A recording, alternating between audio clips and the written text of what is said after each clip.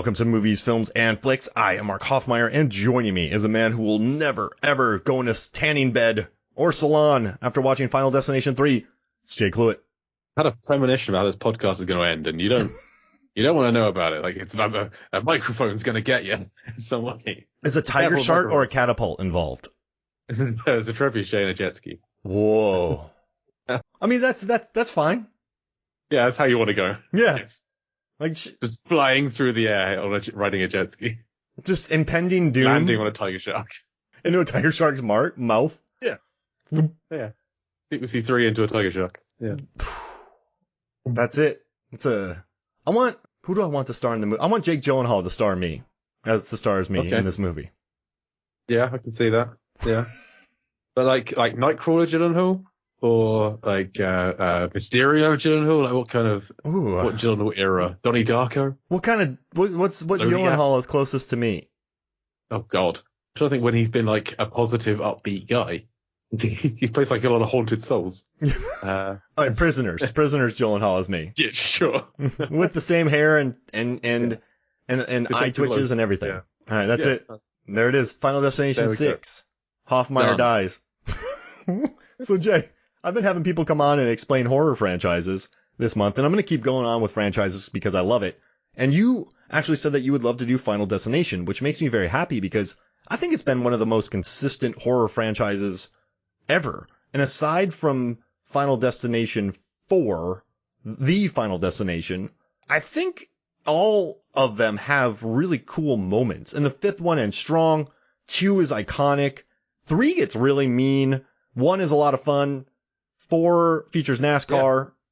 Yeah. I would say there are good moments in all of them. Yeah. Like 4 is the worst one by a long margin in every way, but there are still scenes I'll go and watch on YouTube. And it's directed by our boy, isn't it? It's David R. Ellis, yeah. Oh no, wait, did he do 2? No, he did number 2. He did 2 and 4. Oh. He came back. So James Wong did 1 and 3. Then David Ellis did 2 and 4. And then Stephen Quayle did 5. Got it. And 6 is coming. Final Destination 6 Bloodlines, being written by Spider-Man's John Watts. Oh my god. He cashed in you made this fantastic, all this money for us. You can do anything. And he's like, I want to do Final Destination 6, but I'm just going to write it. My man. I'm not even going to do So, I love it. Cash in everything. And then that's what he's making. So I'm here for it. So Jay, I cannot wait. Do you want to jump into it? Do you want to give us a rundown of the Saw franchise? The Final Destination franchise? Oh yeah, we just did an episode of the Saw franchise. Do you want to give me a rundown of the Final Destination franchise? Yes, even though you just did Saw, I could not repeat it because it was these ones are great because it's pretty light on plot. There's like a setup and then it's it. So the first one comes out in 2000. It sets the template of there's a school trip. They're going from America to Paris. Loads of kids going on there. 2 teachers. Not enough teachers for the amount of students they've got by a long shot. So they're getting on. We meet like the standard thing. You meet some of the characters before they go on there. They're in the toilet talking about the worst thing on a plane is the smell when you have take a shit on a plane. They go on, and Alex Stephen Sauer has this premonition that the plane's going to explode, and like his tray table thing comes out. And everything explodes like it's going to explode. And he wakes up and everything's fine. But the tray table thing comes out and he has a little panic and he like stresses everyone out and they get off the plane. And so he gets off. His best friend Todd gets off. He gets in this fight with this like jock guy, Carter, who gets off with his girlfriend. Both teachers get off, but one of the teachers is sent back on. Billy Hitchcock, Sean M. Scott, it gets off as well. And Clear Rivers, greatest horror character named Clear Rivers, Ali Larter gets off as well because she's just interested. So they get off, the French teacher is sent back on again. They're all in the airport, they're arguing about it, and then the plane explodes and it blows all the glass out of the airport windows. And it's a fantastic sequence. And everyone's like, oh my god, what just happened? You had a premonition, then it came true, and everyone we know died. Mass funeral. The FBI starts looking into it because this is creepy. This is weird. So like the little time later, Todd, it looks like he hanged himself in the shower, but we saw something different. We saw this magic water coming out from underneath the toilet that came and slipped him up. And then disappeared back again. This is like the only entry in the franchise that has like magic. Yeah, yeah. I think they cycle that back a little bit in future ones, but The magic water makes it look. Doesn't this one just want to make people seem? Oh, no, I'll let you cover it. I'll let you. Sorry. Because Todd's brother was on the plane. He died, and they feel like he had survivor guilt or something. And so he killed himself. And Alex has a premonition of this because he throws his newspaper at a fan, and just the word Todd lands on his desk because it's shredded and it says today. I haven't seen any of these films in a long time. This is all just from memory. I have this image of this scrap of newspaper saying Todd. It's convenient that he just has a Todd with one D in his name, so that the word today can get shredded and land just Todd on his knee. Oh, so it's not like toddler gets shredded. It's Todd. Yeah, exactly. Because they didn't think about that. And then we're like, oh, toddler's been shredded in a fan. That's just gruesome. This is today. So he dies, another funeral. Then everyone's just in town, randomly meets up. And like, oh, what are you doing here? What are you doing here? And they get into an argument. Valerie has an argument with Carter. And he's like, why don't you just drop dead? Turns, walks into a bus. Yeah. A bus just takes her out. Beautiful. Fantastic. And it was like, what the hell? Oh my God. And now Alex is realizing, wait, people are dying in the order that they died in my premonition. Tom was first, and then it was Valerie. Who was next? It was Mrs. Luton. Valerie Newton was next. So he cycles to her house, and fantastic death sequence. She's making herself a hot coffee. It's like, no, I want a vodka. So she pours cold vodka in the hot mug, cracks the mug, rips this vodka all over the kitchen on her computer. Computer sparks, fire, follows her. She slips and pulls down a rag, and knives impale in her, and a chair falls, and Alex arrives and puts his fingerprints on the knife in her stomach. This is goddamn idiot. FBI shows up, Betty Hitchcock sees him cycling away. So he's being looked into, but she is very dead. The solution is she is dead. So then the rest of them are they're all in a car together for some reason. They're heading somewhere. They're all working out. We all keep dying. Who's next? And Carter's next. But Alex is Carter's like, I'm not next. I control my own destiny. He parks his car on one of the train tracks. He's like, I'm going to get out when I want to get out. So I never quite get his motivation here. I'm going to piss in the face of death or something. But then his seatbelt doesn't work, and Alex has a premonition that he can break the seatbelt. So he does that and gets him out and saves him, which then causes a bit of scrap metal to be hit by the train and decapitates Sean William Scott with the train. There's three of them left. Alex thinks he's next, so he goes and hides out on a cabin. In a death trap cabin. A death trap cabin with rusty nails and electric pylons and all there's so much in there that can kill him. But then he remembers, no wait, he moved seats. He didn't die next. It was Claire. So he goes to save Claire, and he manages to, because he's invulnerable. He can hold these electric wires and save her from being electrocuted. And it looks like everything's fine. They're just all good and everything's fine. Everyone's going to be okay. End scene is the three of them have made it to Paris. Carter, Alex, Claire. And Alex is about to get hit by a sign, and Carter knocks him down and goes, oh, I saved you. So wait, who's next? Sign swings around and takes out Carter. End of. That buskill, Jay. That buskill rocked my theater. The buskill was iconic. Yeah. Yes. Oh, man. Just drop dead, smack. Nothing left. It's fantastic. Pancake. So, Final Destination 2, I only have... Oh, I didn't even mention one of the main few recurring characters in this, Tony Todd of Bloodworth. He works in a morgue. He's a mortician. He knows far more than he should do about this kind of thing. And he's like, there's death's plan. There's no accidents in death. And he's just creepy. It's Tony Todd. He's doing what Tony Todd does best and creeping everyone the hell out. Civilization 2, same thing, different setup, different deaths, but it's the same thing. And it's, in my opinion, a better film. 2 is my favorite of the franchises. I rented it on a movie night with some friends for a birthday one time, and we watched this, and it was great. One is very mean, right? One is mean, and then this one's more fun, if that makes sense. Yeah, there is still some mean in it, but it's having more fun along the way. This one kills a kid. So. Oh yeah, that's true. Pigeon's gonna kill your kid. Yeah, okay. So this one, the inciting incident is a car crash. Our main lead is Kimberly Corman, played by AJ Cook. She's going on a trip with her friends, and as they're going there, they Highway to Hell's on the radio. They passed a bus of kids all going like, "Fire up, fire up!" And there's a kid ramming 2 toy cars next to each other in the car. Lots of signs, and then there's a log truck. There's the iconic, the greatest villain in all of horror cinema, the log truck. And no one has ever driven behind a log truck and not thought about this film ever since 2003. In the past 20 years, no one's driven behind a log truck calmly and peacefully. It doesn't happen. Mm-mm. The chain comes undone. A log goes through the windscreen and smushes the cop. whose name I can't remember. It just doesn't matter. He survives the film, but you never see him again. And with like all these characters, this is a one and done for everyone in this film, I think. Except for one person.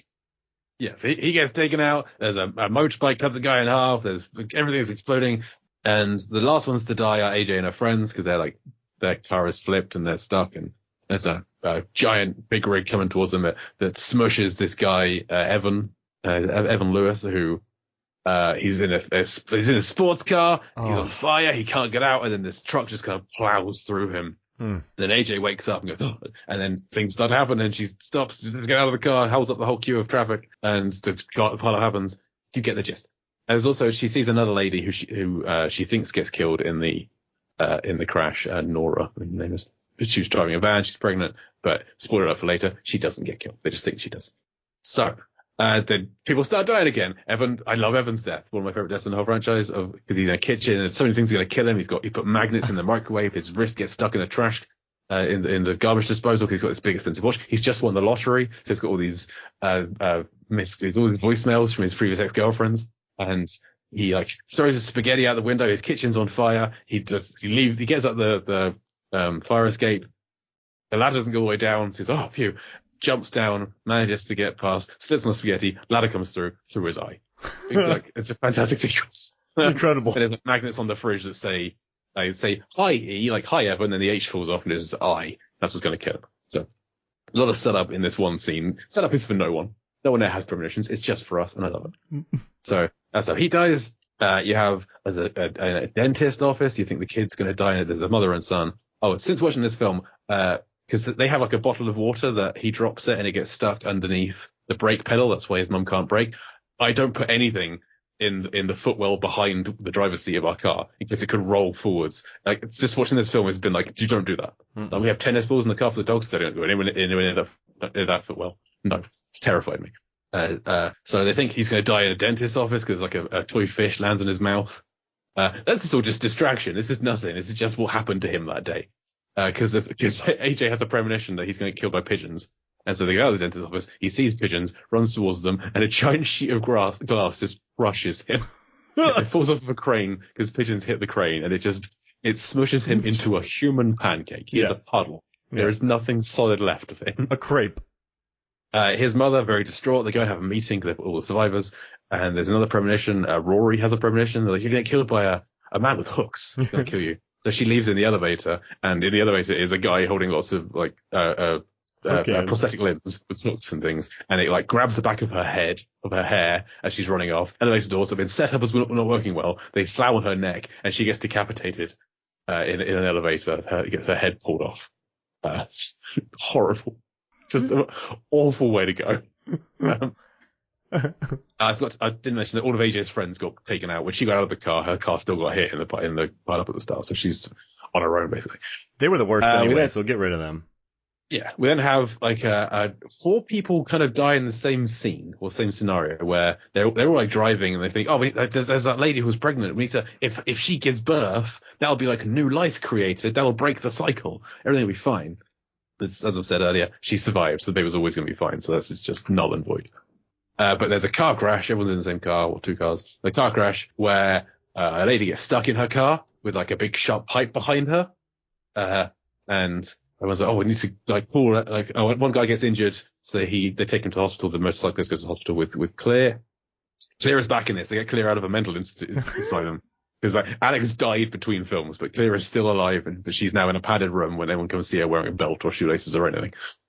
So they got her out to help, which seems like a pretty stupid decision on her part. She should just tell them, just get in a padded cell. That's all it's going to say, is a padded cell. Leave me alone. Go away. Without sinkholes underneath or anything on a cliff. Just the safest. It's not a planet. Yeah. You cannot escape death. It comes for us all.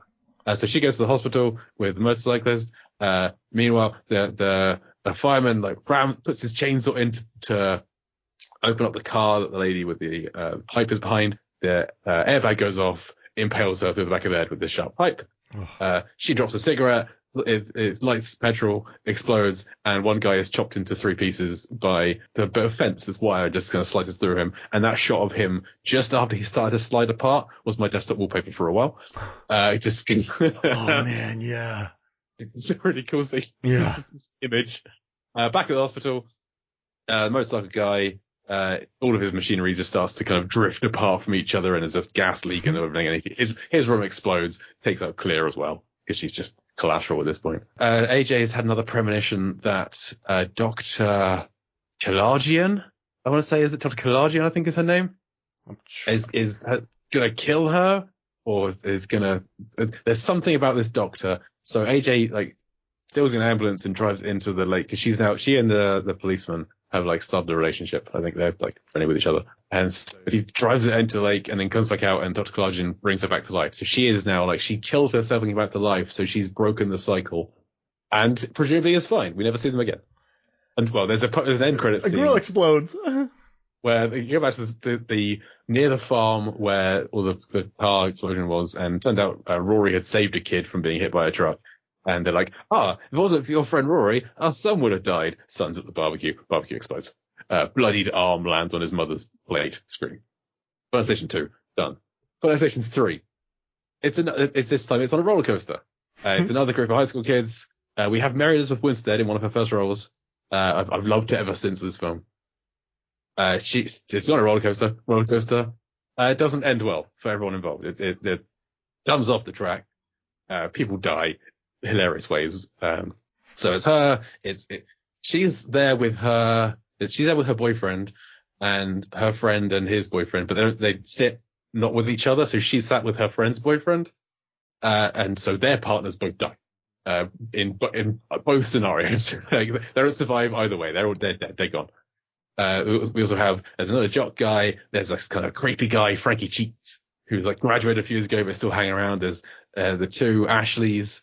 Who's creeping on, and there's these 2, there's mystery. We don't, there's the goth kids, Ian McKinley and Aaron, and there's these 2, who are these 2 other people? We don't know who they are. They just kind of got off and ran away. Couldn't possibly, I don't know, the main character's sister, possibly? It absolutely is. Played by the lady Amanda Crew from, the Silicon Valley. I thought you were going to say Sex Drive. Yeah, she's from Sex Drive as well, yeah. But she's more of a role in Silicon Valley, I guess. So same thing again. All these people die. There's the aforementioned suntan bed, which the DVD I had of this had the you can choose what happens. There's different options you can do. Do you want to change the dial to 58 degrees or 59 degrees? And if you do one of them gets out of the suntan bed and dies in a different way, but still in the same room. There's just more nudity. It's a really okay, 2006. I see what you're doing. Please don't do this again. It's such a gratuitous. It's so and mean. Well, and with Frankie Cheeks, it's do you want them to beep their horn once or twice? If you beep it a second time, he turns around and they save him, and then he gets sent to prison because he's luring women back to his house to photograph them. Oh, Frankie. And they're just gonna get arrested. It's really okay. What I don't know what's going on, but he gets Frankie Cheeks gets taken out by a lorry, comes and slices the back of his head with his motor. The jock guy, he gets smushed by there's these swords at the gym that kind of cut his weight machine, and he gets smushed. He works out angry. He does. Erin gets taken out with a nail gun. Oh. That's the gruesome one of this one is the nail gun to the face. She's Ian's girlfriend. Ian. Because his name's McKinley, and so it's the school, and that's all a whole thing. And there's Ian's gonna kill us, but then he gets taken out with fireworks and a horse, and it's some big fair, and then Wendy, the main character's sister, they manage to save her. They don't save her friend. I liked 3. Three's a lot of fun. It peaks early with the roller coaster sequence is great. Man, but that sunbed and the nails to the face, those are brutal kills. Those girls fry in there. And I did miss there being adults involved. I feel like they need to have an adult or 2 needs to be amongst the people being killed. This is all just kids. Good point. But they managed to survive, but at the end of the film, they're all randomly on the same train, And then it just rolls into, it's another one. Let's like have a premonition of the train derailing and exploding. And then we don't see that anymore. The Final Destination is the fourth one. It was used in 3D. It's terrible. It's a NASCAR. The NASCAR sequence is pretty great. The CGI is all terrible throughout the whole film. There's like a premonition that involves the medical symbol with the snake on it that like comes out and the snake hisses in your face. It's awful. It's just abysmal. But the NASCAR sequence is pretty great. There's some fun deaths. There's a lady who gets a stone through her eye thrown by a lawnmower when she's at the hairdresser's. There's a guy who gets like pushed through a metal grid fence when something explodes behind him and just kind of forces him through into chunks like Colin Salmon in Resident Evil. If you want to explain the Resident Evil franchise to somebody, Mark, I'll happily come back and have that happen. Oh. I love that franchise. I can't do that, but you could. I would do it.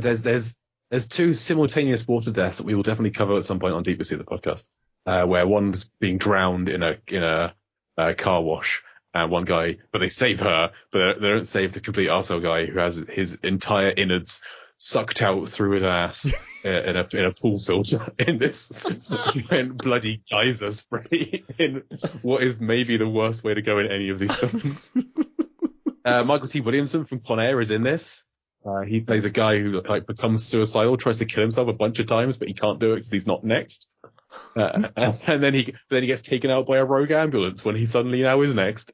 And he just felt like, oh, this guy couldn't die. And then he like got over it and wanted to live, and then they killed him. It's just tragic. There's fun to be had with this movie.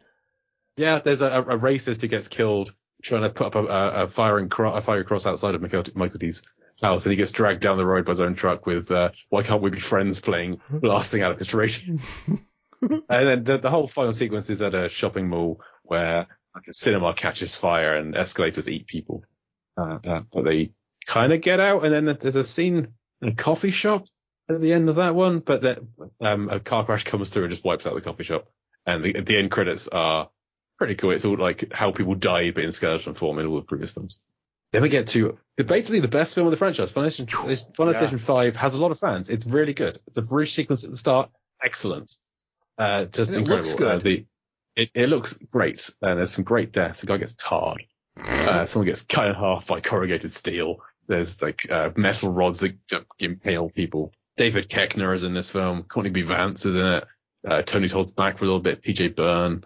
There's some fun people in this one. So yeah, this one has a wrinkle in that if you kill someone, you can take their life. It's Pirates of the Caribbean 4, kind of, but better than that. So they people die. One guy goes to acupuncture. He steals a dead colleague's voucher to go to a health spa, and he gets killed there. He gets all the little acupuncture needles put in him, and then he's like has to get out because there's a fire or something.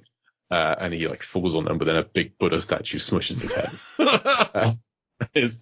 It's real like, karma. I get it. Yeah.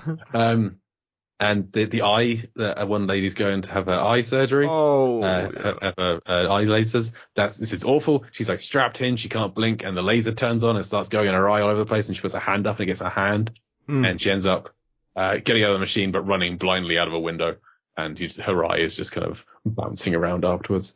And David Koechner gets like a hook rammed through him, I think, because one guy accidentally pushes somebody else, and so he like takes his life, so he's not next anymore. He's like off the hook, as it were.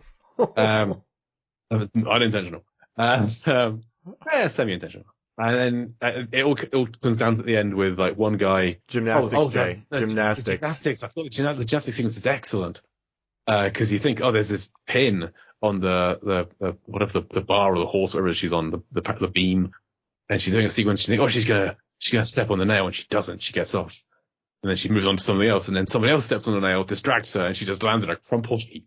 A bone sticking out, and it's so mean, but funny. But just a crumpled heap, and that's the main guy's best friend's partner. So he's all like bitter for the rest of the film, and at the end of it, he's like, your girlfriend survived all of this, so if I kill her, I get her life. And so there's a kitchen fight. There's a scuffle in the kitchen where the bad guy gets killed. And then, massive twist, turns out this whole film we've not seen an iPhone, we've not seen a flying car. this isn't set in the present or the future. This is set just before the first film. This is a prequel. At the end of the film, our two survivors get on flight 815, flight 180, sorry, and they're going to go down because they don't get off with Alex in the first film. And that happens. The plane crashes, they die, and an engine falls off. And we cut to the guy who accidentally killed the guy and took his life, and they're like at a wake for him, and they're like, "Oh, it's such a shame about like that really terrible guy that you accidentally killed. He had cancer though, so he was going to die any day now." And then just the engine just lands on him and kills him. Like, wait, he had cancer and he knew, and he was still at work this whole time. Oh, the American healthcare system is terrible. Oh man. And yeah, a sixth one is coming. Who knows when, but I'm looking forward to it. It's been 12 years since the last one. I love this. What a great franchise. It's excellent. It's just, how can we get some fun deaths? How can we kill people in interesting ways? And what does it? I don't know. Death does it. They survived one cool death to have another one. And it never feels too mean. Like, there are mean kills, but it never feels like a Rob Zombie movie or anything. It keeps a funny tone to it. Like, it doesn't feel like, I mean, it's a celebration of death, but it also never feels, ugly. Does that make sense? Yeah. It's typically quite bright. Like, there are some darker kills, but it's a lot of daylight stuff. Like, there's a lot of...